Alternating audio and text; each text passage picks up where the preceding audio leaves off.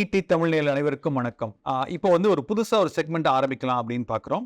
என்ன செக்மெண்ட் அப்படின்னு பார்த்தீங்கன்னாக்க, புக் ரிவ்யூஸ். முதல்ல நாங்க ரிவ்யூ பண்ணக்கூடிய புக் வந்து பார்த்தீங்கன்னா, rich dad and poor dad by Robert Kiyosaki அப்படிங்கிற புக்க தான் ரிவ்யூ பண்ண போறோம். நான் இந்த புக்க வந்து 1997ல ஃபர்ஸ்ட் டைம் படிக்கிறேன். படிச்ச உடனே ஒரு அருமையான ஒரு இன்சைட் கிடைக்குது. இதுலேருந்து ஒரு 3 இன்சைட் மட்டும் நான் உங்களுக்கு ஷேர் பண்றேன்.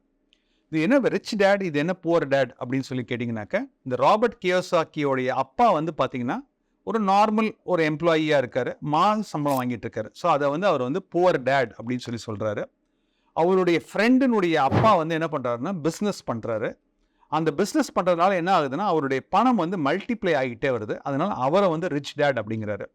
இவங்க 2 பேரும் சேர்ந்து, அதாவது இவரும் இவர் ஃப்ரெண்டும் சேர்ந்து என்ன பண்றாங்கன்னா, அந்த ரிச் டேட் கிட்ட கொஞ்சம் எக்ஸ்பீரியன்ஸ்க்காக போகிறாங்க. அந்த எக்ஸ்பீரியன்ஸ் போகும்போது அவங்களுக்கு நிறைய விதமான எக்ஸ்பீரியன்ஸ் கிடைக்குது, நிறைய விதமான லேர்னிங் கிடைக்குது.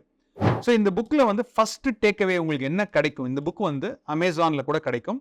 தமிழில் வாங்கினீங்கன்னா அது ரூ. 300, இங்கிலீஷ் வாங்கினீங்கன்னா ஒரு ரூ. 250 கிடைக்கும். திருப்பியும் புக் பேர் சொல்கிறேன். புக் வந்து rich dad poor dad by Robert Kiyosaki. இதில் உங்களுக்கு இந்த புக்கை படித்து முடிச்சோன்னா உங்களுக்கு கிடைக்கக்கூடிய ஃபஸ்ட்டு ஒரு பெனிஃபிட் என்ன அப்படின்னு கேட்டிங்கன்னா, உங்களுடைய ஃபினான்ஷியல் லிட்ரஸின்னு சொல்லுவோம்.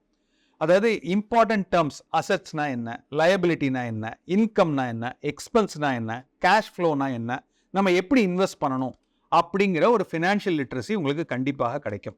இது ஜென்ரலாக வந்து ஸ்கூல் டேஸ்லையோ காலேஜ் டேஸ்லையோ நமக்கு சொல்லி கொடுத்துருக்கணும்.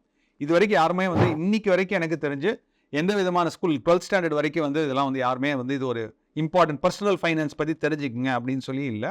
ஸோ அதனால் இந்த புக்கை நீங்கள் வந்து ஸ்பெண்ட் பண்ணி படிச்சிங்கனாக்க இந்த ஃபினான்ஷியல் லிட்ரஸி லெவல் உங்களுக்கு ரொம்ப இம்ப்ரூவ் ஆகும். ஸோ இதுதான் நம்பர் 1 டேக்அவே. நம்பர் 2 அப்படின்னு பார்த்தீங்கன்னாக்க, இந்த புக்கில் அவங்க ரொம்ப கான்சென்ட்ரேட் பண்ணுறது வந்து அசட்ஸ் அண்ட் லயபிலிட்டிஸ். அசட்ஸில் வந்து ரியல் எஸ்டேட்டுக்கு கொஞ்சம் நிறைய இம்பார்ட்டன்ஸ் கொடுத்துருப்பாங்க. ஸோ நம்ம வந்து பணத்தை வந்து ஸ்பெண்ட் பண்ணுறோம் அப்படின்னு சொல்லி சொன்னீங்கன்னாக்க, அது வந்து ரெவென்யூ ஏர்னிங் அசட்டாக இருக்கா, இல்லை உங்களுடைய காசை வந்து செலவழிச்சிருமா அப்படிங்கிறது பார்ப்பாங்க. ஃபார் எக்ஸாம்பிள் ஒரு எக்ஸாம்பிள் சொன்னால் அந்த எக்ஸாம்பிள் வந்து நீங்கள் புரிஞ்சுக்கலாம். ஃபார் எக்ஸாம்பிள் நான் வந்து ஒரு கார் வாங்குறேன் அப்படின்னு சொல்லி சொன்னீங்கன்னா, கார் இஸ் அ டெப்ரிஷியேட்டிங் அசெட். ஒரு பர்சனல் யூஸ்க்காக நான் கார் வாங்குறேன்னா, காரை ஷோரூம்லேருந்து வெளியில் எடுத்துட்டேன் அப்படின்னு சொல்லி சொன்னீங்கன்னா 20 to 25% இம்மீடியட்டாக டெப்ரிஷியேட் ஆகிடும். ஏன்னா நான் திருப்பி விற்றா 80% தான் எனக்கு கிடைக்கும், இல்லை 75% தான் கிடைக்கும். நான் ஒரு பைக்கை வந்து ஒரு 2.25 லட்சம் கொடுத்து ஒரு பைக்கை வாங்குறேன். நான் ஒரு யங்ஸ்டர் ஒரு 2.25 லட்சம் கொடுத்து பைக் வாங்குறேன். வாங்கின உடனே விற்கணும் அப்படின்னு சொல்லி சொன்னீங்கன்னா, ஈஸியாக 25,000 30,000 கம்மியாயிடும். ஸோ இது வந்து ஒரு டெப்ரிஷியேட்டிங் அசெட். ஆனால் இதே ஒரு காரை வந்து நீங்கள் வந்து என்ன பண்ணுறீங்கன்னா, ஒரு ஓலா ஊபர் மாதிரி ஓட்டுறேன் அப்படின்னு சொல்லி சொன்னீங்கன்னா, அது வந்து ஒரு அப்ரிஷியேட்டிங் அசெட். அது வந்து ஒரு பிஸ்னஸ் அசெட். ஏன்னாக்க அதுலேருந்து உங்களுக்கு மாதம் உங்களுக்கு வந்து உங்களுக்கு மாதம் உங்களுக்கு ரெவென்யூ வரப்போகிறது. ஸோ இந்த புக்கில் பார்த்தீங்கன்னா அசெட்ஸ் அண்ட் லயபிலிட்டிஸ் பற்றி நிறைய நீங்கள் கற்றுப்பீங்க. அசெட்ஸ்லையும் பார்த்தீங்கன்னாக்க ஒரு சில அசெட்ஸ்லாம் பார்த்தீங்கன்னா ஒரு 4% 5% அந்த மாதிரி தான் இன்ட்ரெஸ்ட் வரும். ஃபார் எக்ஸாம்பிள் நீங்கள் பேங்க்கில் பணம் போட்டிருக்கீங்க, எஸ்பிஐ அக்கௌண்ட்டில் பணம் வச்சுருக்கீங்க அப்படின்னா எவ்வளோ வரும்?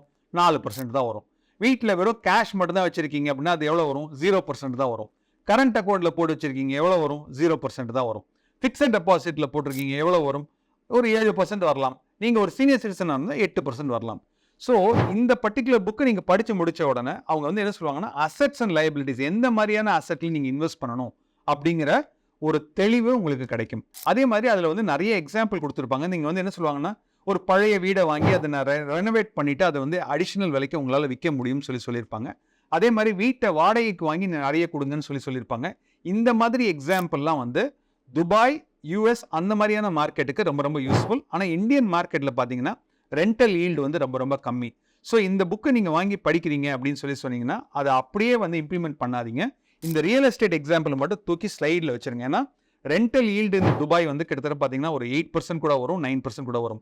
இந்தியாவில் கமர்ஷியல் ரியல் எஸ்டேட் மட்டும்தான் உங்களுக்கு 6% அண்ட் அபவ் வருமே தவிர, ரெசிடென்ஷியல் ரியல் எஸ்டேட்னு பார்த்தீங்கன்னா 2%, 3%க்கு மேலே போகிறது ரொம்ப ரொம்ப கஷ்டம். 2 to 3% மேலே போகாது. அதே மாதிரி யூஎஸ்லேயும் பார்த்தீங்கன்னா உங்களுக்கு ரெண்டல் ஈல்டு ஜாஸ்தியாக வரும். ஸோ நீங்கள் இந்த புக்கு இது வந்து இந்த ராபர்ட் கியோசாக்கிங்கிறவர் யூஎஸில் இருக்காரு. ஸோ நீங்கள் அந்த புக்கை படிச்சுட்டு அப்படியே இம்ப்ளிமெண்ட் பண்ணிடாதீங்க. ஸோ முதல் வந்து ஃபர்ஸ்ட் பெனிஃபிட் உங்களுக்கு கிடைக்க போகிறது வந்து ஃபினான்ஷியல் லிட்ரஸி. அசெட்னா என்ன, லைபிலிட்டினா என்ன, இன்கம்னா என்ன, எக்ஸ்பென்ஸ்னா என்ன, கேஷ் ஃப்ளோனா என்ன, இதெல்லாமே நீங்கள் தெரிஞ்சுக்கலாம். ரெண்டாவது, எந்த மாதிரியான இன்வெஸ்ட்மெண்ட்டில் நீங்கள் இன்வெஸ்ட் பண்ணணும் அப்படிங்கிறது வந்து assets and liabilities, income generating அசெட்ஸில் நீங்கள் போடுவீங்க. இது ரெண்டாவது. ஸோ மூணாவது ரொம்ப ரொம்ப கற்றுக்க போகிறது வந்து என்னென்னா growth மைண்ட் செட். அதாவது மணி மைண்ட் செட் வந்து எப்படி இருக்கணும்னா growth மைண்ட் செட்டாக இருக்கணும். ஸோ நீங்கள் ஜென்ரலாக உங்கள் ஃப்ரெண்ட்ஸ் கிட்டலாம் பேசுகிறீங்க, இல்லை உங்களுடைய சர்க்கிள் எப்படி இருக்குன்னு பார்த்தீங்கன்னா ஒரு நெகட்டிவ் மைண்ட் செட்டோட இது ஏறவே ஏறாது, இது கம்மியாக போயிடும், லைக்னா stock market is a gambling market அப்படின்னு நீங்கள் நினச்சிங்கன்னா அந்த ஒரு மைண்ட் செட்டில் உள்ள வந்தீங்கன்னா உங்களால் இன்வெஸ்டே பண்ண முடியாது. நீங்கள் ஸ்டாக் மார்க்கெட் அப்படிங்கிறது டே டு டே பேசிஸில் அது வந்து ஒரு கேம்பிளிங் பிளேஸ்ன்னு கூட சொல்லலாம். அப்படின்னா எப்படின்னா இன்னைக்கு காத்தாலே வாங்கி மத்தியானத்துக்குள்ளே நான் வந்து ஒரு பெரிய பணக்காரன் ஆகணும் அப்படின்னு சொல்லி சொன்னீங்கன்னா ஆப்ஷன்ஸ் பண்ணுறேன், ட்ரேடிங் பண்ணுறேன், ஃபியூச்சர்ஸ் பண்ணுறேன் அப்படின்னு சொல்லி சொன்னீங்கன்னா அது ஆப்வியஸ்லி இது வைக்கணும். அது வந்து ஒரு you're not investing, you're actually gambling and you're actually trading. அதில் 99% நீங்கள் லூஸ் பண்ணிடுவீங்க.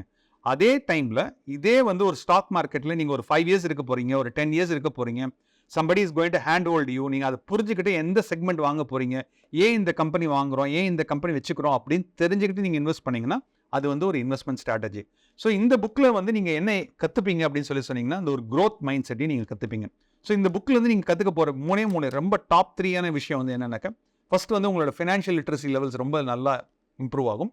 ரெண்டாவது உங்களுடைய assets, liabilities, income generating assets பற்றி நீங்கள் நிறைய கற்றுவீங்க. மூணாவது ரொம்ப கற்றுக்க போகிறது வந்து என்னென்னா growth மைண்ட் செட். இது 3 இருந்ததுன்னா கண்டிப்பாக உங்களால் ஃபினான்ஷியல் ஃப்ரீடம் அச்சீவ் பண்ண முடியும். உங்களுக்கு வேறு ஏதாவது புக்ஸ் எல்லாம் நீங்கள் ரிவ்யூ பண்ணணும் அப்படின்னு நினச்சிங்கன்னா கமெண்ட் செக்ஷனில் கீழே போடுங்க. வாரத்துக்கு நாங்கள் வந்து இந்த மாதிரி ஒரு சின்ன ஒரு புக் ரிவ்யூ மாதிரி பண்ணலாம்னு வச்சிருக்கோம். நன்றி, வணக்கம். மேலும் ஈடி தமிழ் சேனல்ல வரப்போகும் பிசினஸ் மற்றும் அது ரிலேட்டடான வீடியோவை பார்க்க உடனே கீழே இருக்க சப்ஸ்கிரைப் பட்டனை கிளிக் பண்ணுங்க.